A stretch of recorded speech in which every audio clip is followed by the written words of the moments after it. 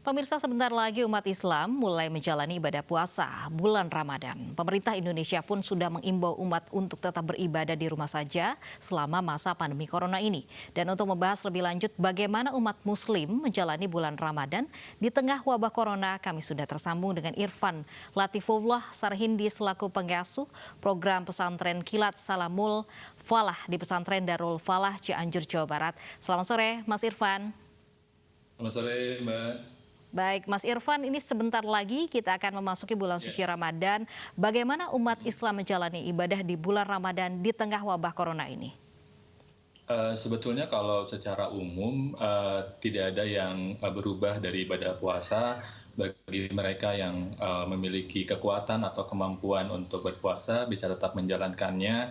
Hanya mungkin bagi yang berkegiatan yang lebih intensif, misalkan kayak tenaga medis, itu memang beberapa kayak Muhammadiyah, kemudian Kemenak juga udah memberikan rukhsah atau keringanan untuk bisa membatalkan puasanya dan mengganti di hari lain, seperti itu.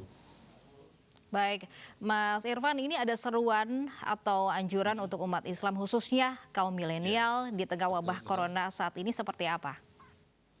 Mmm, Kalau bagi saya pribadi lebih baik untuk teman-teman milenial untuk tetap beribadah di rumah, terutama mereka yang berada di zona merah. Kenapa? Karena ini membantu untuk mengurangi atau memutus mata rantai penyebaran COVID-19, dan ini sesuai dengan kaidah usul fikih Darul Mafasid Muqaddamun ala Jalbil Masalih, mencegah kemafsadatan itu lebih diutamakan daripada mengejar kemaslahatan. Sehingga sebetulnya tidak ada masalah untuk teman-teman milenial sholat taraweh di rumah gitu. Bahkan sebetulnya eee, sebagian tarawihnya Nabi itu juga dilakukan di rumah, karena yang pertama kali membudayakan taraweh di masjid itu adalah pada zaman Khalifah Umar bin Khattab, walaupun Nabi juga pernah melaksanakan di masjid. Mungkin ini adalah suasana yang sangat berbeda sekali, apalagi bulan Mhm Ramadan. mhm. Biasanya kita sholat Iya, berjamaah, tarawih bersama, begitu. betul. Bagaimana Mhm. masyarakat harus mengerti, menyikapi hal ini? Ya, masyarakat harus mengerti bahwa pelarangan untuk beribadah di masjid itu bukan berarti kita tidak takut kepada perintah Allah. Justru ini adalah merupakan cara kita untuk melaksanakan perintah Nabi. Nabi bilang bahwa ketika terjadi wabah, maka kita dianjurkan untuk diam di rumah aja gitu, termasuk beribadah di rumah.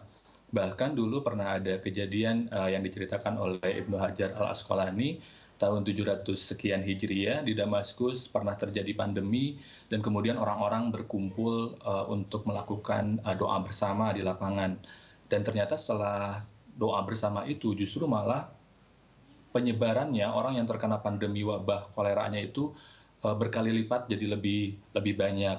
Nah, ini membuktikan bahwa sebetulnya yang dilarang itu bukan bukan ibadahnya, bukan ibadah berjamaahnya, tetapi yang dihindari itu adalah potensi kerumunannya yang bisa menyebabkan penyebaran yang eksponensial. Dan ini kiranya teman-teman yang milenial harus eee berperan aktif juga untuk menyampaikan narasi ini agar tidak terjadi kesalahpahaman di tataran akar rumput sebagaimana belakangan terjadi di sebagian wilayah. Baik, di tengah keterbatasan ini, Mhm, Mas Irfan, bagaimana khususnya umat Muslim untuk meraih pahala berlomba-lomba, apalagi di mhm, bulan suci Ramadan ini mhm, pahala yang memang sangat melimpah begitu? iya. Sebetulnya kita harus mulai menyadari bahwa kita tidak boleh lagi mendikotomikan mana ibadah yang sifatnya mahdoh, mana ibadah yang ghairu mahdoh. Sehingga, kalaupun kita melaksanakan ibadah yang sifatnya ghairu mahdoh seperti bekerja, kemudian bahkan ketika kita diam di rumah pun kalau kita niatkan untuk ikut berjuang, mencegah penyebaran COVID-19 itu juga sudah termasuk ibadah yang bisa berpahala besar gitu. Nah, tinggal kemudian dengan pemahaman yang benar bahwa setiap kegiatan yang kita lakukan bisa menjadi ibadah yang berkali lipat pahalanya, maka apapun yang kita kegiatan, kebaikan apapun yang kita kerjakan, walaupun tidak sifatnya ritual, itu adalah kebaikan yang berpahala besar di bulan Ramadan. Baik, Mas Irfan ini salah satu pengasuh pesantren Salamul Falah juga. Kalau untuk kegiatan di pesantren sendiri dalam bulan Ramadan ini seperti apa? Kalau untuk bulan ini kami tidak mengadakan kegiatan karena untuk menghindari kerumunan, dan sebagai gantinya kami sekarang sedang bikin apa ya namanya, materi-materi online untuk kebutuhan pengajaran kami. Baik. Ini Mas Irfan, pendapat Anda bagaimana sebaiknya anak-anak muda ini menyikapi krisis, khususnya krisis ekonomi yang terjadi akibat dampak corona? Menurut Mas Irfan seperti apa? Eh, jadi saya ketika jadi saya ingat cerita di zaman Nabi pada waktu itu, Bani Hashim sempat di-lockdown oleh masyarakat Quraisy, dikucilkan. Mereka tidak bisa bertransaksi ekonomi, mereka tidak bisa melakukan kegiatan-kegiatan sosial dan kultur, sehingga kemudian selama kurang lebih 3 tahun itu Bani Hashim berada pada kondisi sangat kesusahan. Dan ketika situasi tersebut, kemudian banyak para sahabat di luar Bani Hashim yang berlomba-lomba untuk kemudian berkontribusinya agar bisa membantu Bani Hashim dengan kemampuan yang mereka miliki masing-masing. Bahkan Siti Khadijah mensedekahkan semua hartanya, kemudian Umar bin Khattab juga menyedekahkan hartanya, hingga kemudian mencari celah gimana agar pertolongan yang Umar bin Khattab ini berikan tidak menjadi hukuman dari adatnya masyarakat Quraisy pada saat itu. Dan berkaca pada